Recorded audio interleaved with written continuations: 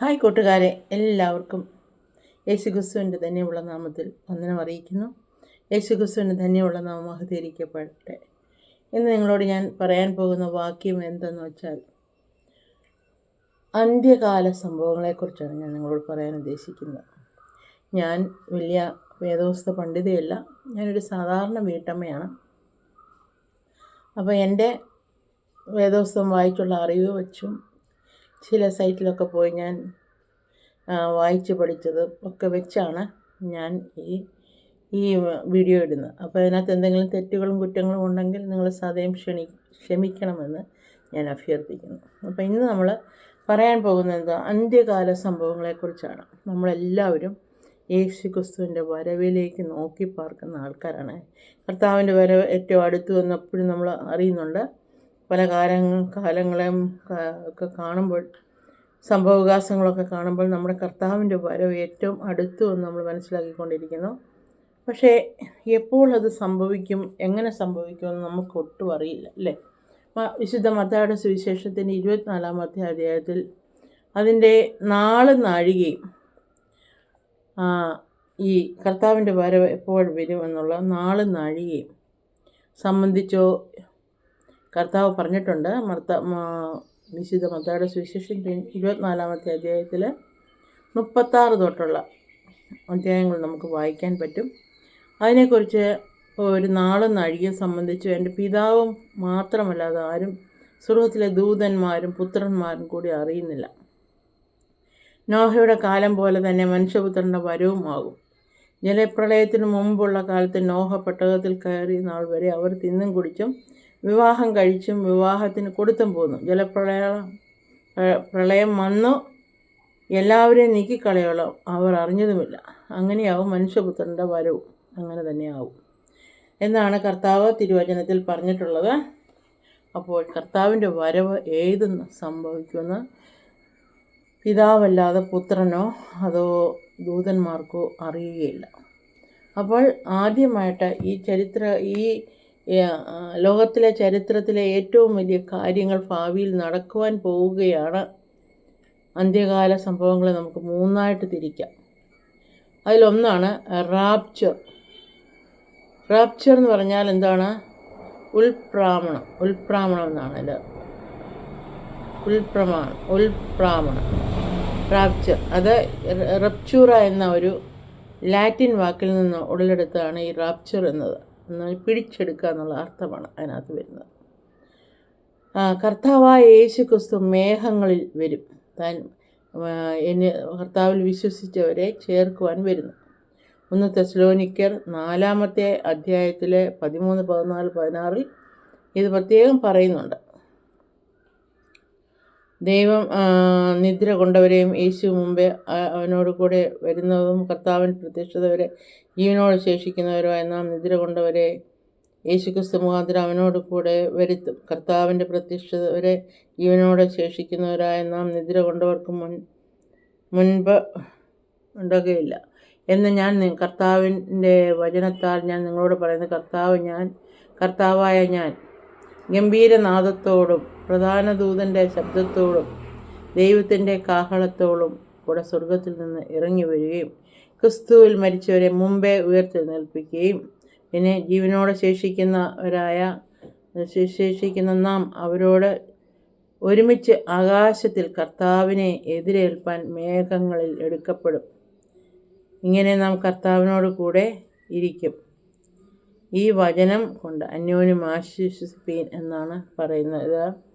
1 തെസ്സലോനിക്കർ 4-ാം അധ്യായത്തിൽ 13, 14, 16 വാക്യങ്ങൾ നമുക്ക് വായിക്കുമ്പോൾ നമുക്ക് മനസ്സിലാക്കാവുന്ന ഒന്നാണ്. അപ്പോൾ കർത്താവ് തന്നെ വിശ്വസിക്കുന്നവരെയും നേരത്തെ ജീവിച്ചിരുന്ന വിശുദ്ധന്മാർ നിദ്ര കൊണ്ടവരെയും അവരെ മുമ്പേ ഉയർത്തെഴുന്നേക്കും. അത് കഴിഞ്ഞതിന് ശേഷം നമ്മൾ ജീവനോടിരിക്കെ ശേഷിക്കുന്ന നാം ഒരുമിച്ച് ആകാശത്തിൽ കർത്താവിനെ എതിരേൽക്കാനായിട്ട് മേഘങ്ങളിൽ എടുക്കപ്പെടും. അന്ന് ആ ഒരു സംഭവം എന്ന് പറഞ്ഞാൽ, അന്ന് കർത്താവ് ഇരുന്ന് എപ്പോഴാണെന്ന് അറിയത്തില്ല. അപ്പോൾ വയലിൽ ജോലി ചെയ്യുന്ന പലരെ എടുക്കപ്പെടും. ബസ്സിൽ യാത്ര ചെയ്യുന്ന കുറേ ആൾക്കാരുണ്ട്, അതിൽ കർത്താവിൽ വിശ്വസിക്കുന്ന അവരെ എടുക്കപ്പെടും. അല്ലെങ്കിൽ നമ്മുടെ വീടിനകത്ത് നമ്മൾ കർത്താവിൽ വിശ്വസിക്കുന്ന ആൾക്കാരാണെങ്കിൽ, വിശുദ്ധന്മാരായിട്ട് ജീവിച്ചവരാണെങ്കിൽ അവരെ എടുക്കപ്പെടും. അപ്പം ബാക്കി ഉള്ളവരൊക്കെ ഭൂമിയിൽ ഉണ്ടായിരിക്കും. അതാണ് സംഭവിക്കാൻ പോകുന്ന ഒരു റാപ്ചർ അല്ലെങ്കിൽ ഉൾപ്രമാണം എന്നാണ് അതിൻ്റെ മലയാളത്തിലുള്ള ഭാവം. അത് ലാറ്റിൻ വേർഡിൽ നിന്ന് റപ്ചൂറ എന്ന ലാറ്റിൻ വേർഡിൽ നിന്നുണ്ടായതാണ് ഇത്.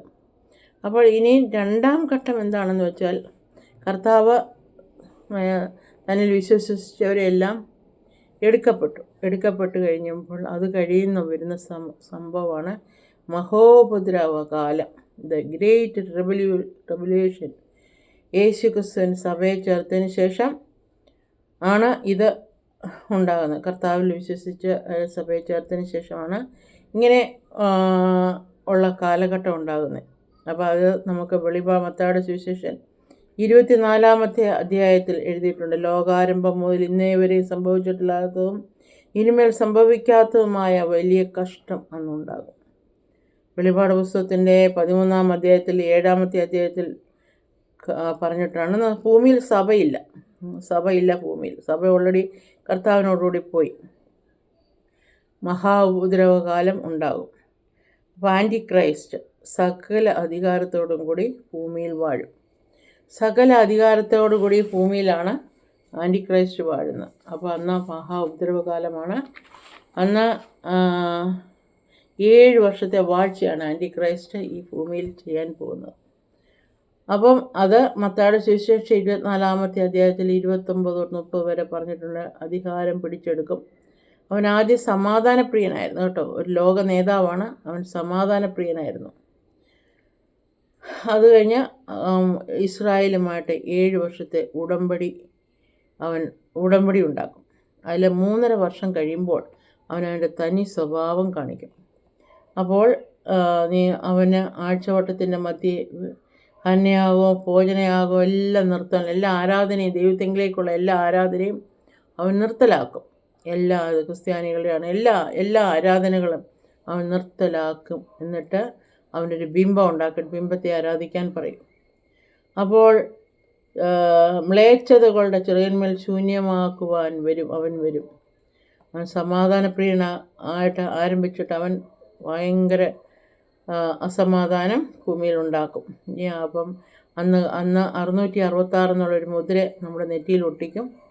അത് ഒട്ടിച്ച് ഇപ്പം ചിപ്സ് പോലെ ആയിരിക്കും. അതിങ്ങനെ നമ്മുടെ നെറ്റിയിൽ ഇങ്ങനെ ഒട്ടിച്ച് ആ ചിപ്സ് ഇല്ലാതെ നമുക്കൊരു സാധനം വാങ്ങാനോ വിൽക്കാനോ ഒന്നും പറ്റുകയില്ല. അപ്പം അങ്ങനെയുള്ള ഒരു കാലഘട്ടത്തിലാണ് ആ സമയം. 7 വർഷം 7 വർഷം അവന് 3.5 വർഷം നല്ല സമാധാനത്തോടെ ജീവിക്കും.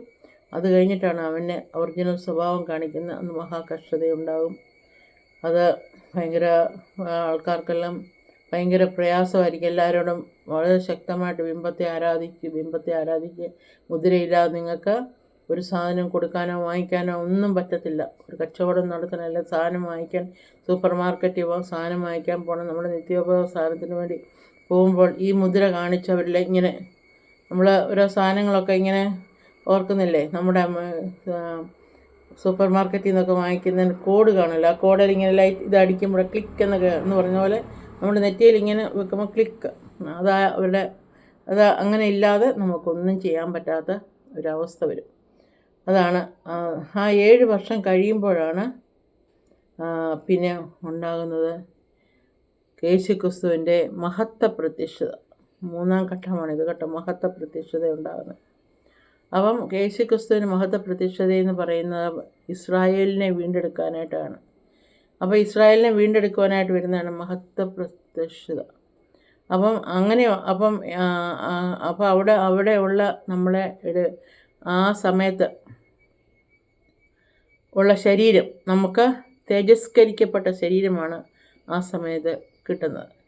അപ്പോൾ ആ തേജസ്കരിക്കപ്പെട്ട ശരീരം എന്ന് പറഞ്ഞാൽ നശിക്കാത്ത ശരീരം. 1 കൊരിന്ത്യർ 15-ാമത്തെ അധ്യായം തൊട്ട് 15-ാമത്തെ അധ്യായത്തിൽ 42-ാമത്തെ വാക്യങ്ങൾ പറയും നശിക്കാത്ത ശരീരം. നമുക്ക് ഒരു ക്ഷീണമോ രോഗമോ അഥവാ ഒന്നും സംഭവിക്കുകയില്ല. നമുക്ക് നമ്മുടെ ശരീരത്തിന് ഒന്നും സംഭവിക്കത്തില്ല. മഹത്വമുള്ള ശരീരമാണ്. യേശു ഉയർത്തെഴുന്നേറ്റപ്പോൾ എങ്ങനെയായിരുന്നു ആ ശരീരം? അതുപോലെയുള്ള മഹത്വമുള്ള ശരീരമാണ്. ആ ശരീരത്തിന് പാപം ചെയ്യാൻ കഴിയാത്ത ശരീരം. 1 കൊരിന്ത്യർ 9-15 അധ്യായത്തിൽ അതിനെക്കുറിച്ച് എഴുതിയിട്ടുണ്ട്. 20-24 അധ്യായത്തിലും അതിനെക്കുറിച്ച് വെളിപാട് പുസ്തകത്തിൽ എഴുതിയിട്ടുണ്ട്. അപ്പോൾ അങ്ങനെയുള്ള ഒരു ശരീരമായിരിക്കും നമുക്ക് ആ സമയത്ത് കിട്ടുന്നത്. മഹത്വ പ്രത്യക്ഷതയുടെ കാലഘട്ടം 3-ാം ഘട്ടമാണത്. ആ ഘട്ടത്തിൽ അത് കഴിഞ്ഞാൽ യേശു ക്രിസ്തു ഈ മഹത്വ പ്രത്യക്ഷതയ്ക്ക് ശേഷം 1000 ആണ്ട് സഹസ്രാബ വാഴ്ച യേശു ക്രിസ്തു ഭൂമിയിൽ ചെയ്യും. സഹസ്രാബ്ദ വാഴ്ച. അപ്പം ഈ സഹസ്രാബ വാഴ്ച എന്ന് പറഞ്ഞാൽ ബീമ സീറ്റ് ഓഫ് ക്രൈസ്റ്റ് എന്നാണ് പറയുന്നത്. ഗ്രീക്ക് വേർഡിൽ നിന്നുണ്ടായതാണ് ബീമ എന്ന് പറഞ്ഞാൽ മീനിങ് ന്യായാസനം എന്നാണ്. Bima seat of Christ. അപ്പം യേശു ക്രിസ്തു രാജാവായിട്ട് സഹസ്രാബ വാഴ്ചയിൽ 1000 വർഷം ഈ ഭൂമിയിൽ ഉണ്ടാകും. അന്ന് രക്ഷിക്കപ്പെട്ട സഭയ്ക്ക് വേണ്ടി മാത്രമാണ് ഇതുണ്ട്. രക്ഷിക്കപ്പെട്ട സഭയ്ക്ക് വേണ്ടി മാത്രമാണ്. അവിശ്വാസികൾക്ക് അതിനകത്ത് സ്ഥാനമില്ല. അവിശ്വാസികൾ ആരും കാണത്തില്ല. അവിശ്വാസികൾക്ക് വേണ്ടി ഉള്ളതല്ല, രക്ഷിക്കപ്പെട്ട സഭയ്ക്ക് വേണ്ടി മാത്രമുള്ളതാണ്. കർത്താവിന് വേണ്ടി ചെയ്ത പ്രവൃത്തി അവർ ശോധന ചെയ്യും. ആ ദിവസം കർത്താവിന് വേണ്ടി ചെയ്ത പ്രവൃത്തികളെല്ലാം ശോധന ചെയ്യും. 1 കൊരിന്ത്യർ 3-ാമത്തെ അധ്യായത്തിൽ 1-13 ഓരോരുത്തരുടെ പ്രവൃത്തി തീ തന്നെ ശോധന ചെയ്യും. എന്ത് മാത്രം ചെയ്തു എന്നല്ല, എങ്ങനെ ചെയ്തു എന്നാണ് പരിശോധിക്കുന്നത്. അവിശ്വാസത്തോടുകൂടി ജീവിക്കുന്നതിന് ഒരു പ്രതിഫലവും കിട്ടുകയില്ല. വിശ്വസ്തയോടെ ജീവിച്ചവനും ദൈവത്തെ അറിഞ്ഞ് ജീവിച്ചവനും പ്രതിഫലം ദൈവം തരും. പ്രതിഫലമുണ്ട്. അതിനകത്ത് പ്രതിഫലം നൽകുന്ന ഇടമാണ്. അതിനകത്ത് 1 കൊരിന്ത്യർ 3-ാമത്തെ അധ്യായം 14-15 വരെയുള്ള വാക്യങ്ങൾ പറയുന്നുണ്ട്. അപ്പോൾ സഹസ്രാബ വാഴ്ചയാണ്. സമാധാനമുള്ള 1000 വർഷമാണ് അവിടെയുള്ളത്. സമാധാനത്തോടുകൂടി 1000 വർഷം അവിടെ യുദ്ധമില്ല, ഭീഷണിയില്ല, പോരാട്ടങ്ങളില്ല, ഒന്നുമില്ല. വഴക്കില്ല, വയ്യാവേലിയില്ല, കൊലപാതകമില്ല, ഒന്നുമില്ല. എല്ലാവരും സമാധാനപ്രിയരാണ്. എന്നാൽ പിശാചിനെ 1000 വർഷം തടവറയിലിട്ട് പൂട്ടും. അപ്പം പിശാചിനെ ഇല്ലാത്തത് കാരണം എന്ത് സമാധാനമായിരിക്കും അവിടെ. അപ്പം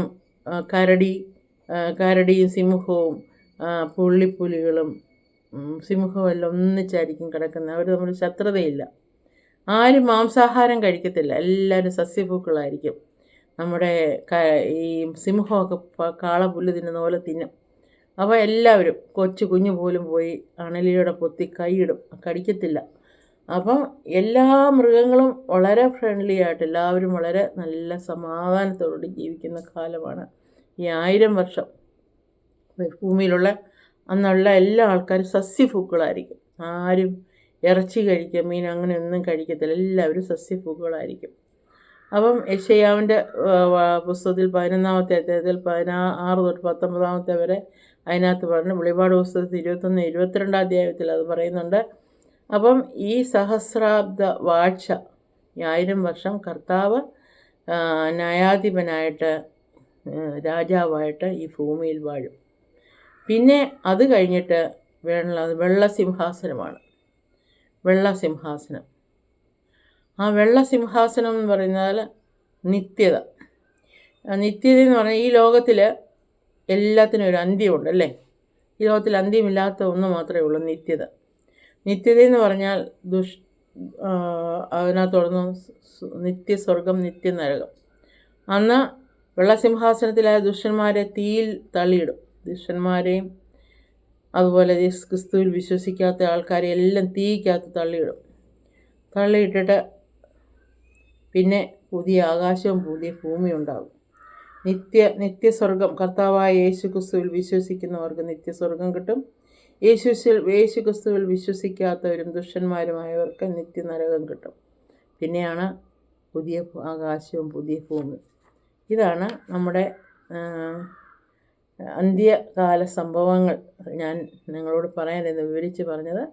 അപ്പോൾ നിങ്ങൾക്ക് മനസ്സിലായെന്ന് കാണുന്നു. യേശു ക്രിസ്തുവിൻ്റെ വരവ് അങ്ങനെ 3-4 ഘട്ടങ്ങളിലായിട്ടാണ് നമുക്ക് മനസ്സിലാക്കാൻ പറ്റുന്നത്. ഒന്നാമത്തെ ഘട്ടം റാപ്ചർ അല്ലെങ്കിൽ ഉൾപ്രമാണം. രണ്ടാമത്തേത് ഘട്ടമാണ് ഉപദ്രവകാലം. മൂന്നാമത്തെ ഘട്ടമാണ് മൂന്നാമത്തെ ഘട്ടം ആണ് മഹത്വ പ്രത്യക്ഷത. നാലാമത്തെ കാലം, അതിൻ്റെ കൂടെ ഉള്ളതാണ് സഹസ്രാബ്ദവാഴ്ച. അത് കഴിഞ്ഞിട്ട് വെള്ള സിംഹാസനം, നിത്യത, പുതിയ ആകാശം, പുതിയ ഭൂമി. ഇതാണ് നമ്മൾ അന്ത്യകാല സംഭവങ്ങൾ നമ്മുടെ ബൈബിളിൽ നിന്നൊക്കെ ഞാൻ മനസ്സിലാക്കിയത്. അപ്പോൾ ഇതൊക്കെയാണ് നിങ്ങളോട് ഞാൻ പറയാൻ ആഗ്രഹിച്ചിരിക്കുന്നത്. ഞാൻ വലിയ അറിവുള്ള സ്ത്രീയൊന്നുമല്ല, വെറും സാധാരണ ഒരു സ്ത്രീയാണ്. വേദോത്സവത്തെക്കുറിച്ചുള്ള വലിയ പാണ്ഡിത്യമൊന്നും എനിക്കില്ല.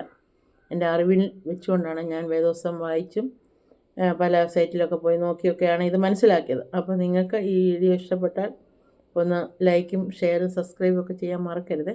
അപ്പോൾ എല്ലാവരും ദൈവം സമർത്ഥമായിട്ട് അനുഗ്രഹിക്കട്ടെ. യേശുക്രിസ്തുവിൻ്റെ ധന്യമുള്ള നാമം മഹത്വരിക്കപ്പെടട്ടെ. എല്ലാവർക്കും bye bye. God bless you. By.